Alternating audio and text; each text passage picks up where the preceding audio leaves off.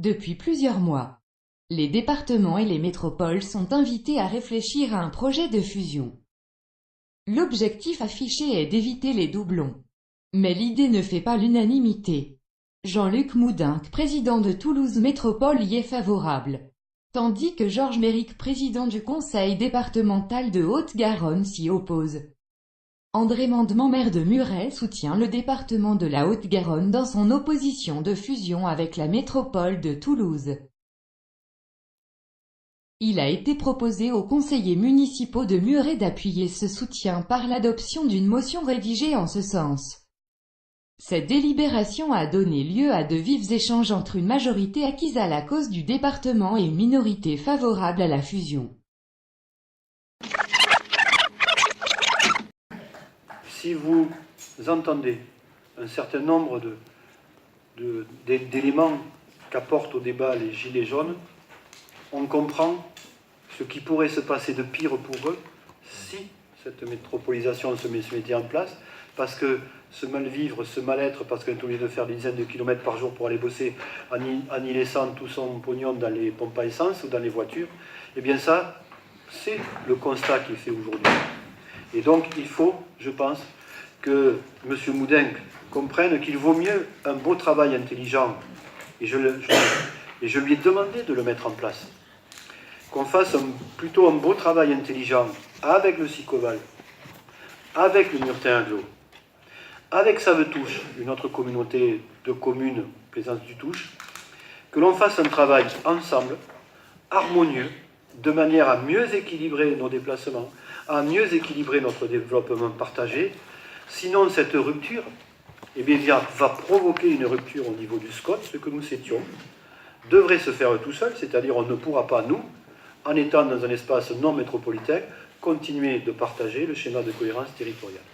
Donc c'est un vrai sujet politique, et j'espère que Jean-Luc comprendra que nous devons continuer de travailler ensemble sans que l'un n'absorbe les autres, de manière à pouvoir maîtriser les porte-monnaies, parce que derrière il y a ça, ne nous le cachons pas, les porte-monnaies, ou faire une OPA, vous savez, comme ça se passe dans le monde économique.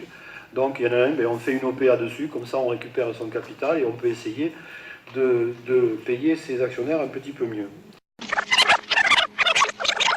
La métropolisation qui est en marche, c'est pas un jeu de mots, mais qui est en marche actuellement, elle date pas d'aujourd'hui. Elle date de très longtemps, puisqu'en fait elle date de 2014, et c'était une idée à l'époque de M. Hollande. Mais comme à l'époque on était en campagne électorale et qu'il ne fallait surtout pas se fâcher avec le Parti socialiste, à cette époque-là, vous ne vous êtes pas élevé contre ce système de métropolisation.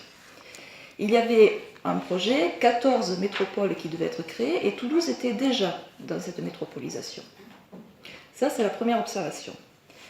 Ensuite, métropolisation ne signifie pas forcément disparition du département, puisque, non, vous citiez l'exemple de Lyon, il y a eu une fusion sur le ressort géographique de la métropole de Lyon, et le département donc est resté pour une autre partie du Rhône.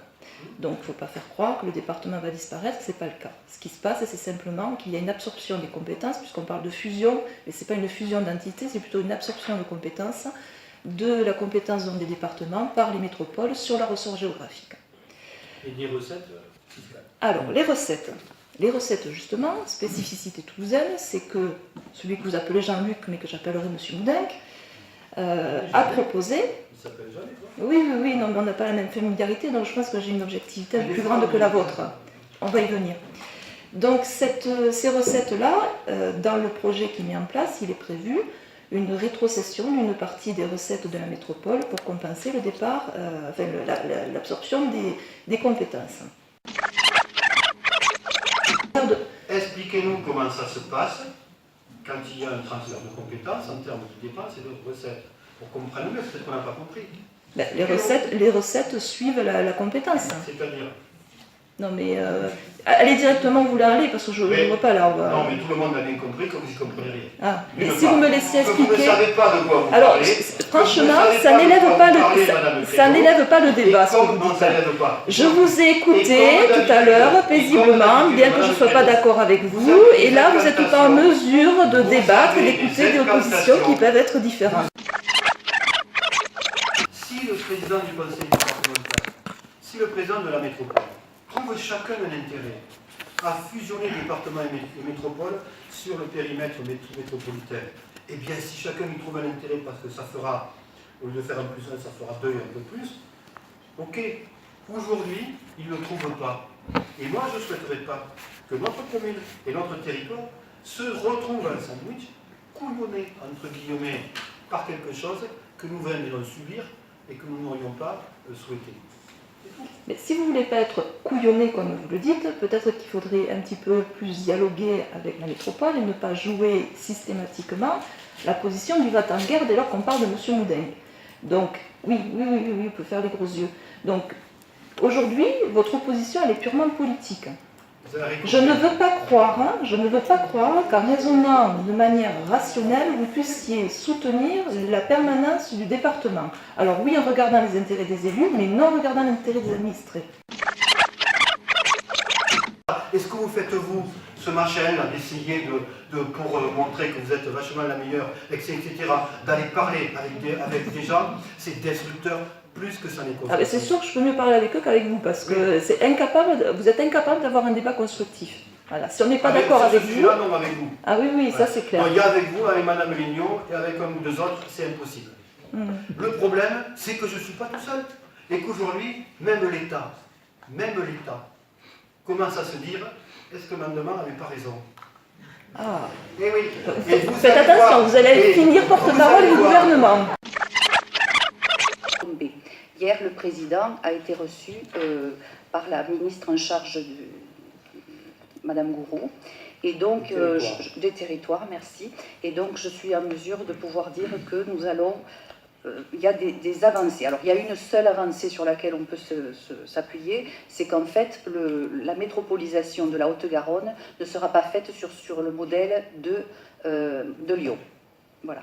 Ça, c'est l'aspect positif du dossier. Ensuite, ce qui est de la méthodologie ou de l'agenda, on ne peut absolument pas encore dire ce qu'il a.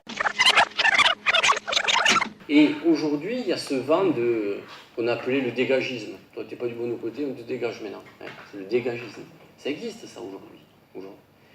Pourquoi? Parce qu'on n'a pas répondu aux bonnes questions. Est-ce que la commune doit rester le pivot central du dialogue social? Oui. À quel niveau? Mais c'est là où il faut répondre. Et lancer aujourd'hui l'idée de faire une métropolisation avec le département de la Haute-Garonne, ce n'est pas mesurer l'impact qu'on aura auprès de nos populations. Et donc, dans toute loi d'ailleurs, vous le savez, on doit faire un diagnostic et mesurer l'impact de cette loi. Or, aujourd'hui, on se lance à la figure entre département et la métropole le fait que moi je veux rester chef sur mon territoire et moi je veux être super chef dans un grand territoire. Mais le débat il n'est pas là. Aujourd'hui, comment répondre à la population? Et lancer ce débat aujourd'hui, c'est pas le bon. Honnêtement, c'est vraiment pas le bon tempo. Et en plus, on ne réglera pas ce problème de fiscalité parce que le projet de loi qui doit arriver, qui doit être déposé en janvier sur le financement des collectivités locales, va certainement tout rebalayer. Et le fameux 3 mois qui a été annoncé de dialogue que veut le président de la République, certainement que ça va ressortir auprès des élus. C'est obligé. Si on schématise, la métropole actuellement, c'est l'économie, le département, c'est plutôt le social. Moi, je trouve que c'est une bonne chose de renvoyer à la même personne et le tissu économique et le tissu social de son secteur. Or, la fusion, ça aura pour effet, effectivement, de renvoyer à la métropole, parce que vous dites c'est le centre d'économie, c'est vrai, mais enfin, sur la métropole, il y a aussi quand même beaucoup de secteurs avec des configurations sociales importantes, avec des banlieues, et effectivement, c'est une bonne chose, je pense que ce soit la même personne qui réponde avec son économie à ce profil-là. Et puis tout à l'heure, vous parliez des gilets jaunes. Alors, c'est la mode maintenant, tous les élus en parlent. Je ne sais pas si vous êtes allé y faire un tour, mais moi, je n'ai pas entendu les mêmes choses que vous entendez. Les gens ne disent pas plus d'aide, plus de social, c'est pas ça qu'ils disent. Ils disent stop au matraquage fiscal. Donc tout à l'heure, c'est un petit peu ce que vous sous-entendiez en disant les gens ont besoin de proximité, de services, etc. Ils ont besoin d'abord d'être entendus. Oui. Ils ont besoin d'être entendus, on est d'accord, mais ce qui sort quand même, je pense qu'il faut être sourd pour ne pas l'entendre, Ce qui ressort de tout ce que l'on entend, de tout ce que l'on lit, c'est surtout stop à un matraquage fiscal. Donc aujourd'hui, écoutez, si vous voulez, on va faire un tour ensemble et on ira discuter avec les Gilets jaunes. Donc moi, c'est ce que j'entends en tout cas. Et aujourd'hui, je pense que nous avons tous une responsabilité, je dis tous, élus, citoyens, une responsabilité énorme, parce que ce n'est pas simplement le système fiscal qu'il faut changer. Il faut changer carrément le logiciel de la société et repenser notre société un petit peu différemment.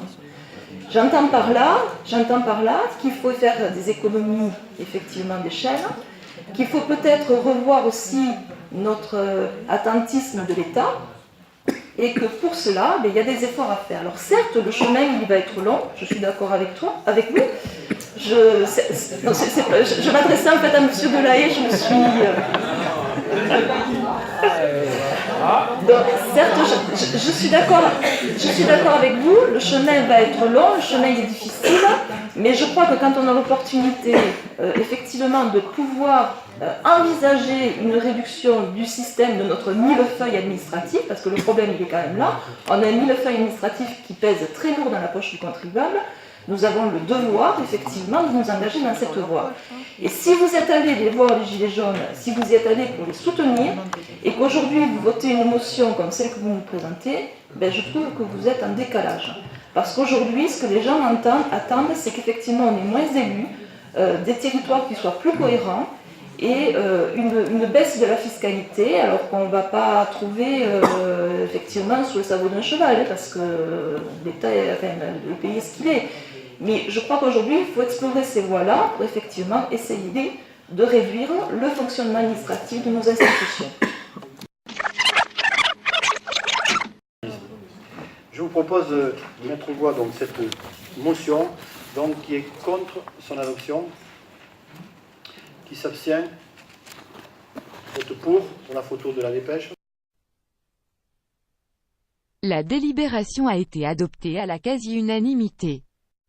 Myriam Credo et François Moisan ont voté contre.